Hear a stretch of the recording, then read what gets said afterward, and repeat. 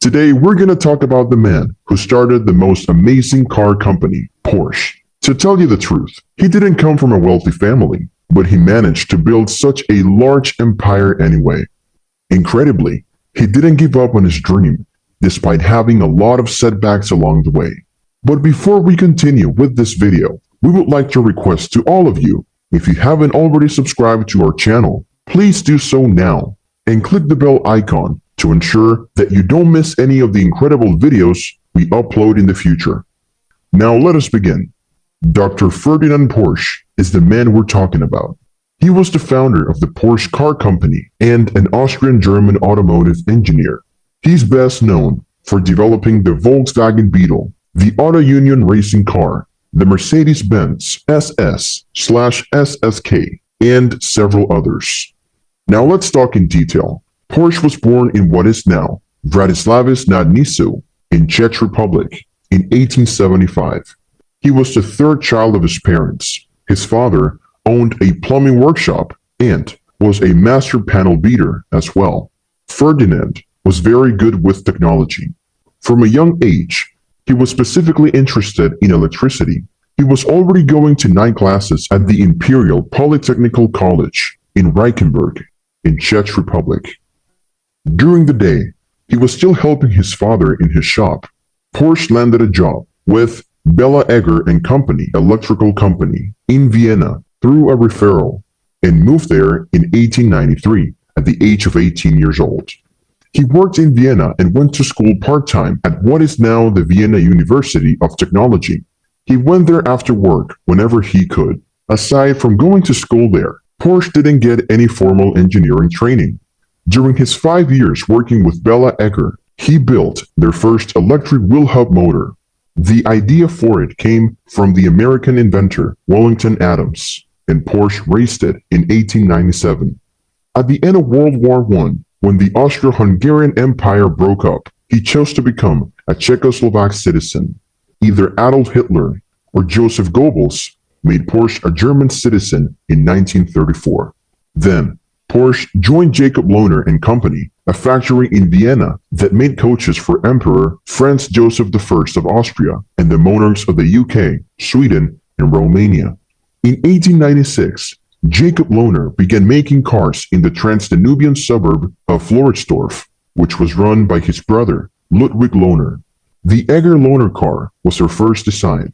When it was first shown off in Vienna, Austria, on June 26 of 1898, all of the essential parts were marked with the code P1, which stood for Porsche, number 1, and meant that it was Ferdinand Porsche's first design. The Egger-Lohner was a car that looked like a carriage and was powered by 2 electric motors inside the hubs of the front wheels. This type of drivetrain was easy to change to 4-wheel drive by adding 2 more electric motors to the back wheels.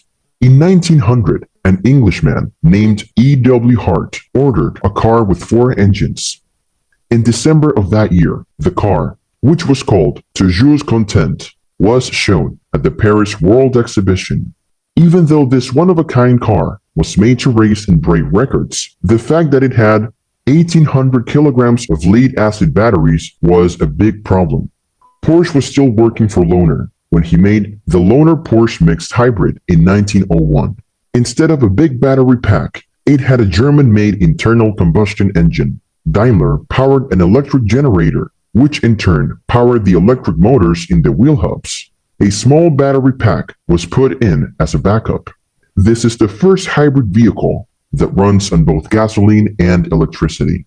At the time, gears and couplings that worked well enough were not available, so he decided to make it a series hybrid, which is now more common in diesel-electric or turbo-electric train locomotives than in cars. Up until 1906, more than 300 Lohner Porsche chassis were sold, but most of them were 2-wheel drive trucks, buses, and fire engines.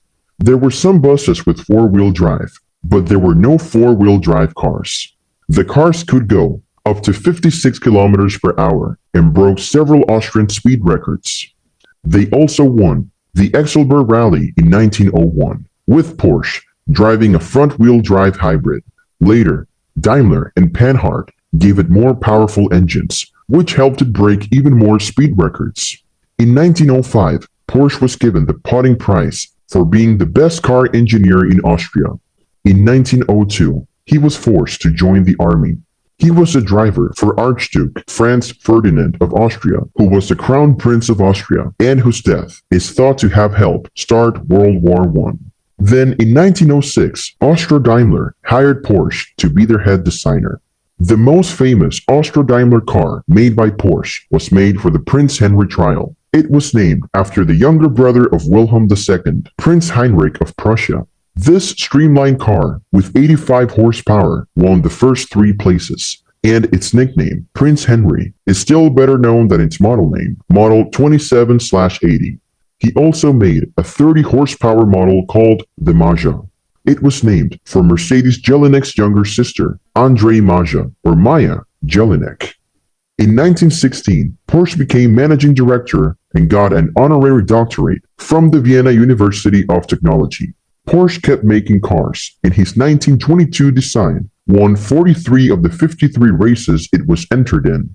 Porsche left Austro-Daimler in 1923 because he did not agree with how cars would be made in the future.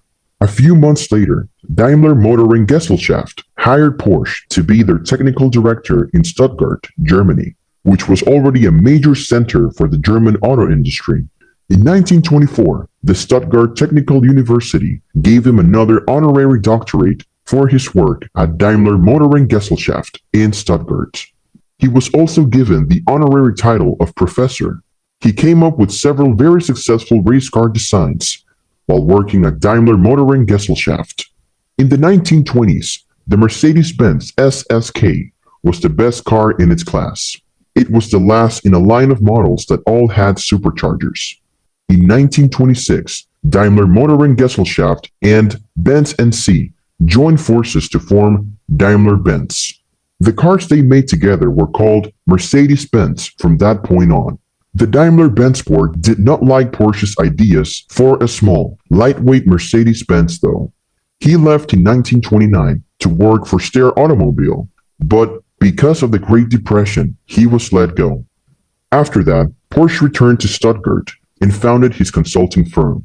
With the help of money from his son-in-law, the Austrian lawyer Anton Piëch, and Adolf Rosenberger, Porsche was able to hire Karl Rabe, Erwin Commenda, Franz Xaver Reinspeis, and his own son, Ferry Porsche. Their first job was to design a car for Wanderer that was in the middle class. After that, other designs were commissioned. As the business grew, Porsche decided to work on his own design as well. It was based on the small car idea he had when he worked at Daimler-Benz in Stuttgart. He used a loan from his life insurance to pay for the project. Later, Zundap decided to help fund the project. But after they did well with motorcycles, they lost interest. The sponsorship was then taken over by NSU, but the company lost interest because of the high costs of making the tools. Due to the bad economy, Porsche had trouble getting orders to build cars, so he started a subsidiary company called High Performance Engines Ltd. to build a racing car for which he had no customer. Based on Max Wagner's mid-engine layout of the 1923 Benz Strophenwagen, or teardrop aerodynamic design, the experimental P-Wagon project racing car, P stood for Porsche, was made to fit the rules of the 750 kilogram formula. The main rule of this formula was that the car couldn't weigh more than 750 kilograms without the driver, fuel, oil, water, and tires. In 1932, Audi, DKW, Porsche, and Wanderer, 4 car companies that were having trouble, joined together to form Auto Union GmbH. Chairman of the board of directors, Baron Klaus von Ortzen, wanted a showpiece project, so fellow director Adolf Rosenberger insisted that von Ortzen meet with Porsche, who had done work for him before. At the 1933 Berlin Motor Show, German Chancellor Adolf Hitler said that he wanted every German to own a car or tractor in the future. He also announced 2 new programs, the People's Car and a state-sponsored motor racing program to build high-speed German automotive industry. To start this, Mercedes-Benz was to get a 500,000 RM grant every year. These projects led to 2 projects for Porsche. They also set a pattern for the rest of the decade, with Porsche working on more projects for the German government, like the Tiger tank and the Elephant tank destroyer. Hitler gave Porsche a contract to design a people's car, or Volkswagen, which would be similar to the Type 12 car that he made for Zundap. In 1935, the first 2 prototypes were done. Then, there were several more pre-production batches. The car looked like the Tatra V570 and Tatra 97, which were designed by Hans Ledwinka around the same time. This led to a lawsuit against Porsche, which was accused of breaking Tatra's patent about cooling the back engine with air. The case was put on hold when the Germans invaded Czechoslovakia. After World War II, Volkswagen made a settlement payment. Since the National Socialist government hired Porsche to build the Volksauto, he was known as the Great German Engineer. Hitler thought that Czechoslovakians were less than human, and he told Porsche that he should become a German citizen. A few days later, he did file a notice at a Czechoslovak consulate in Stuttgart that he was giving up his Czechoslovak citizenship. In 1937, he joined the SS and the Nazi Party, and then he hired SS members to work at his factory as security guards and drivers. He later set up a special unit called SS Sturmwerk Volkswagen. In 1942, he was promoted to SS Oberführer, and during the war, he was also given the SS Ehrenring and the War Merit Cross. As the war went on, his ideas for how to solve new problems got more complicated, and he got a reputation as a mad scientist, especially with Albert Speer. Near Fallersleben, a new city was built for the Volkswagen factory. During the war, almost all of the cars made there were military versions of the Kuppelwagen and Schwimmwagen. After the war ended, they started making a lot of cars, which became known as the Beetle. Wolfsburg is the name of the city now. It is still the home of the Volkswagen Group. Hans Stuck had met Hitler before he became chancellor. Unable to obtain a seat at Mercedes, he accepted Rosenberger's request to join him, von Oertzen, and Porsche in contacting the chancellor. In a conference at the Reich Chancellery, Hitler agreed with Porsche that it would be better for the glory of Germany if 2 businesses developed the invention. As a result, Hitler decided to split the money between Mercedes and Auto Union, giving each company 250,000 RM. This infuriated Mercedes, who had already produced the Mercedes-Benz W25, and resulted in a furious rivalry between the 2 firms on and off the racing track until World War II.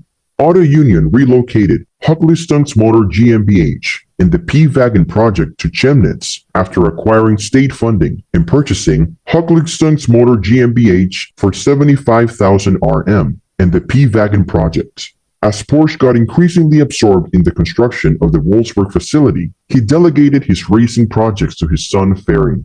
World War II's onset in 1939 was the only thing that halted the dominance of the silver arrows of both brands. The VK4501, also called Tiger P, was a heavy tank that Porsche made in 1942. Because the drive system was so complicated, a competing design from Henschel was chosen to be made instead. 90 already built chassis were turned into self-propelled anti-tank guns. These were put into service in 1943 as the Panzerjäger Tiger P, also called Ferdinand. The Ferdinand was powered by a hybrid electric powertrain and was armed with a long-barrel version of the 88mm anti-aircraft gun. Most of the time, vehicles were lost because they got stuck or broke down, so crews often had to destroy their own vehicles to keep them from being taken. It had a kill ratio of almost 10-1, but like most German war vehicles, it was hard to keep up with repairs because of a lack of supplies. This made the vehicles less effective and forced crews to destroy many vehicles that could have been used. As part of the war reparations, Porsche was asked in November of 1945 to continue designing the Volkswagen in France and to move the factory equipment there. While in France, Porsche was also asked to advise on the design and production of the upcoming Renault 4CV. This put Porsche at odds with Pierre Lefaucheux, a former resistance fighter who had just been named head of Renault. The Volkswagen project never got off the ground, because of disagreements in the French government and opposition from the French auto industry. On December 15th of 1945, French police arrested Porsche, Anton Piëch, and Ferry Porsche as war criminals because they were close friends of the former Führer and might have worked with the enemy. Ferry was set free after 6 months, but Ferdinand and Anton were locked up in Baden-Baden, Paris, and Dijon. Ferry worked hard to keep the company going while his father was in prison. He also started a business fixing cars, water pumps, and winches. A deal was made with Piero Duccio for a Grand Prix race car called the Type 360 Italia. The new 4WD design was never used in a race. Most of Piëch and Porsche's jail time in the trial could be blamed on Ferdinand Porsche's work for his country's war effort and his personal relation with Hitler. According to the Porsche family, the whole thing was a thinly veiled attempt to get them to pay money and work with Renault. But the family lied about how many people were forced to work for them and how big their business was during the war. Later, it was found that about 300 people, including Poles and Russians, were forced to work. During the war, it was common for German factories with this many workers to use slave labor, usually with Slavic prisoners of war who were often worked to death. After the war, the French government said that Piëch and Porsche had to pay 1 million francs, which was sometimes called a ransom and sometimes called bail. The family had trouble getting this amount of money at first, but they were able to get it through a contract with Italia. During a trial, witnesses testified that no French prisoners had been brought to the plant to work there. In addition to working with Italia, the company started working on a new design, the Porsche 356, which was the first car to carry the Porsche brand name. The company was then in Mund, Carinthia. They have moved there from Stuttgart to avoid bombing by the Allies. In an old sawmill in Mund, the company began making the Porsche 356. They only made 49 cars, and each one was built by hand. In 1949, the Porsche family relocated back to Stuttgart, but they were unsure how to proceed with restarting their firm.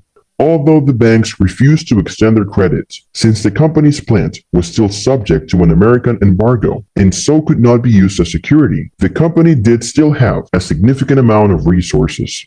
Therefore, Ferry Porsche traveled to several Volkswagen dealerships across the country with one of the limited edition 356 vehicles that Munn had produced. He did this to drum up business for the company.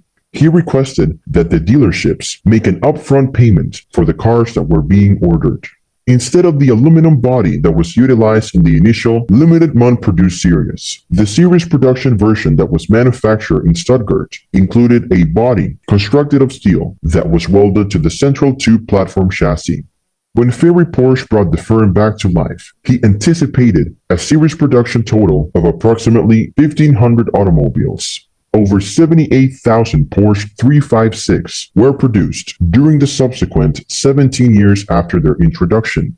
Later on, Volkswagen hired Porsche to perform extra consultancy work for the company, and Porsche was paid a royalty for each Volkswagen Beetle that was produced. As a result, Porsche was able to generate a comfortable income thanks to the production of over 20 million Type 1 vehicles. Following the end of World War II, Porsche made its first trip back to the Volkswagen factory in Wolfsburg in November of 1950.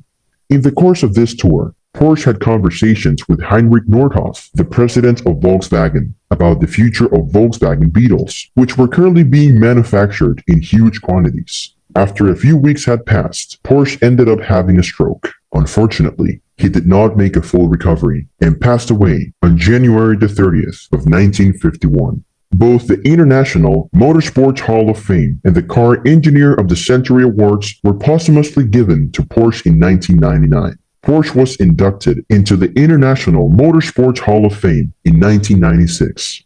So that was all about Porsche. Now it's time to wrap up this video. We hope that it inspired you.